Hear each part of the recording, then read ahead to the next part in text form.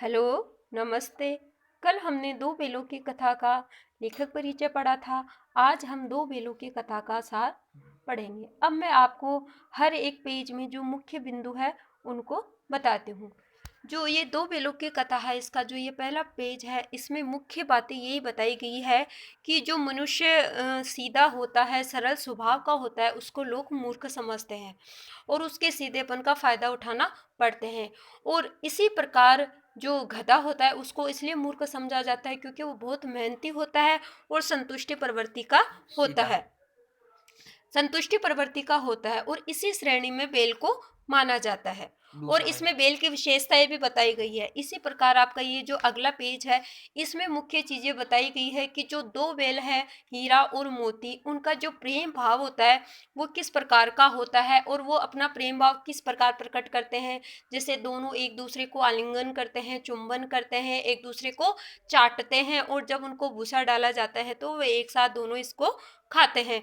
अगला पेज होता है, अगला पेज में वो अगला पेज होता है तो अगले इसमें ये बताया जाता है कि जब उनको हीरा और मोती को जूरी का जो साला होता है गया, वो उसको लेकर जाता है। लेकिन जब वो लेकर जाता है तो हीरा और मोती दोनों क्या करते हैं, उस चीज़ का विरोध करते हैं। वो उसके साथ जाना नहीं चाहते।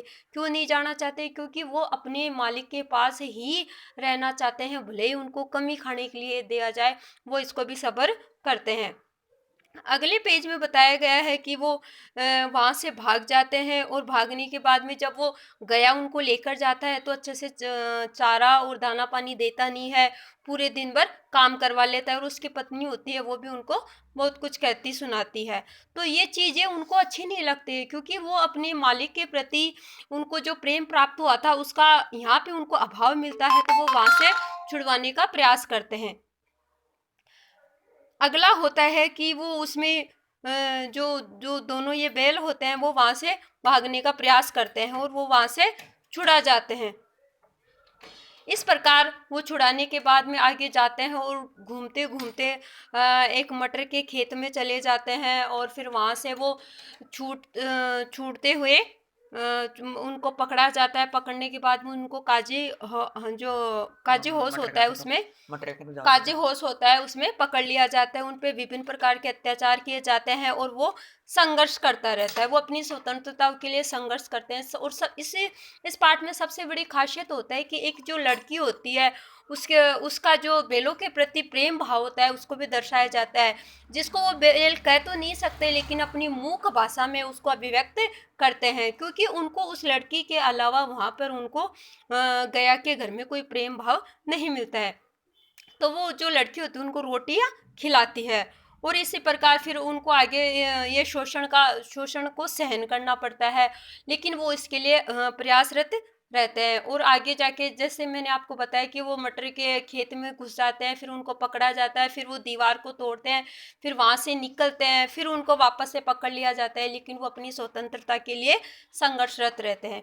मतलब इस कहानी का कुल सार यही है कि वो अपनी जो स्वतंत्रता होती है उसके लिए संघर्ष करते रहते हैं और इस कहानी का जो अंतिम चरण होता है उसमें यही बताया जाता है कि वो अपने मालिक के पास आ जाते हैं और उसका मालिक भी उन्हें बहुत प्रेम करता है। वो भी उनके बिना अपने आप को सुखी महसूस नहीं कर सकता है। ये एक कहानी का मुख्य सार है। अब आपको इस कहानी में से कभी भी सीधे और सरल प्रश्न नहीं पूछे जाते हैं। अब 9th क्लास में आते ही प्रश्नों का क्या होता है, स्टैंडर्ड बढ़ जाता है। इसमें आपसे सीधे सीधे प्रश्न नहीं पूछ के विभिन्न प्रकार के प्रश्न पूछे जाते हैं। जैसे काजू उसमें केत पशु की हाजिरी क्यों ली जाती थी, क्योंकि जैसे उनको कोई मतलब वो कहीं भाग नहीं जाए। छोटी बच्ची को बैलों के प्रति प्रेम क्यों उमड़ आया, क्योंकि उसको उन बैलों के अलावा वहाँ पे और किसी से इतना प्रेम नहीं मिलता था और उस लड़की में दया जैसे उसके अंदर भाव थे। तो मतलब ऐसे कैसा भी आपसे प्रश्न पूछा जाए तो आपके अंदर आप इतने सक्षम होने चाहिए कि आप उन प्रश्नों का उत्तर दे सको। तो इसके लिए क्या होता है, आपको पाठ जब पढ़ना शुरू करो उससे पहले आपको उसके बारे में बाहरी तौर पे मोटी मोटी कहानी का पता होना चाहिए, तब वो कहानी आपको अच्छे से समझ में आती है। इसके अलावा जो मुख्य मुख्य बिंदु होते हैं उनको नोट करके आप समझने का प्रयास करो, तब वो कहानी अपने आप समझ में आती है। इस प्रकार इस पाठ का अंत है। अगर आपको इस पाठ में किसी भी प्रकार की समस्या है या आपको समझ में नहीं आ रही तो आप कमेंट कर सकते हो। मैं आपको बहुत ही आसान तरीके से इस कहानी को समझा सकती हूँ या इसके किसी भी मुख्य बिंदु को मैं आपको समझा सकती हूँ। आज के लिए बस इतना ही काफ़ी।